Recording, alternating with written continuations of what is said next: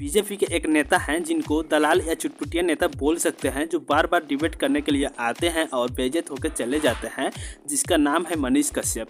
तो आज डिबेट में आरजेडी प्रवक्ता से मनीष कश्यप का आमना सामना हो जाता है। तो कंचना यादव जो आरजेडी की प्रवक्ता है, उन्होंने जमकर मजाक उड़ाती है और बेइज्जत भी कर देती है। तो वीडियो बहुत ज़बरदस्त होने वाला है, एंड तक जरूर देखें। चलिए शुरू करते हैं। बिहार में अगर जंगल राज के राजकुमार जी की सरकार अगर आ गई, गलती से आएगी नहीं, लेकिन अगर आ गई तो उन लोगों का सोच है कि 9वीं क्लास से ज्यादा पढ़े लिखे सभी लोगों को या तो बाहर भेज दिया जाएगा, और अगर बिहार में रह के वो बिहार के लिए आवाज उठाएंगे तो उनको जेल में डाल दिया जाएगा। उदाहरण मनीष कश्यप है। अब ये कौन है बे? कोर्ट ने सारे केस में मुझे बाइज्जत बरी कर दिया है। 9 महीना मेरा कौन वापस ला के देगा? कोर्ट की अगर ये लोग बात करते हैं तो कोर्ट ने मुझे बाइज्जत बरी कर दिया। ये चल झूठा। मेरा 9 महीना वापस ला के देंगे ये लोग? बताइए, कोर्ट ने मुझे बाइज्जत बरी किया है। कंचना अभी मजा आएगा ना भिड़ो से तो कतई नहीं लग रहा कि ये बिहार का विकास चाहते हैं। हम लगातार मांग कर रहे हैं कि बिहार के गया में और मोतिहारी में सेंट्रल यूनिवर्सिटी बनाई जाए। 10 साल से प्रधानमंत्री नरेंद्र मोदी जी बन चुकी है। दरभंगा चालू है, गया में चालू है। दरभंगा 1 मिनट मोबाइल में सर्च मारिए, गया और मोतिहारी में सेंट्रल यूनिवर्सिटी चालू हो गया है। मैडम जी नहीं पता है कि पटना घर जाके पढ़ाई कीजिए और पढ़ाई करने के बाद यहाँ पे आइए। अभी जी कहीं 8वां तक तो अभी नहीं है ना। अभी जी मैं धरने पर बैठ जाऊंगी, इनको चुप करा दीजिए हमारे बीच में। चुप है बढ़िया बढ़िया दीदी बैठ जाओ, धरने पे बैठ जाओ। अरे नहीं आप बैठिए ना। बैठ जाऊंगी मैं।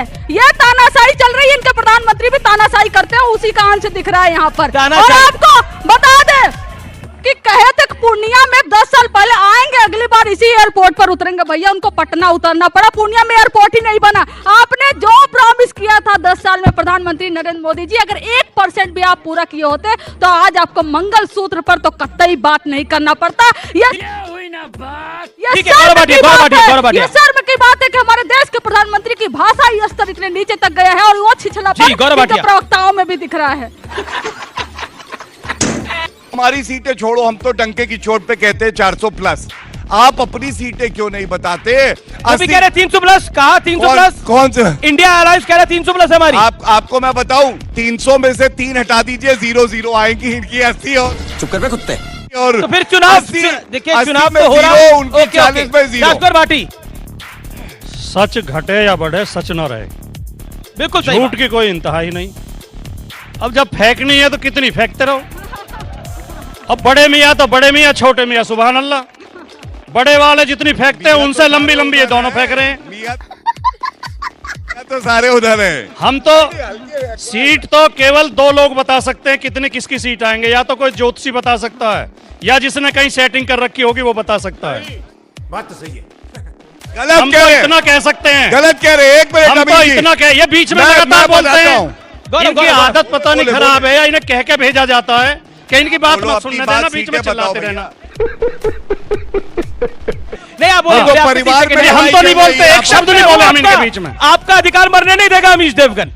देखिए, सीटें कितनी आएंगी इसकी दावेदारी हम नहीं कर सकते, लेकिन हम इतना कह सकते हैं, हम उत्तर प्रदेश की 80 से 80 सीटों पर बहुत मजबूती के चुनाव लड़ रहे हैं, मजबूती के साथ, और मुद्दों के आधार पर जनता हमारे साथ है।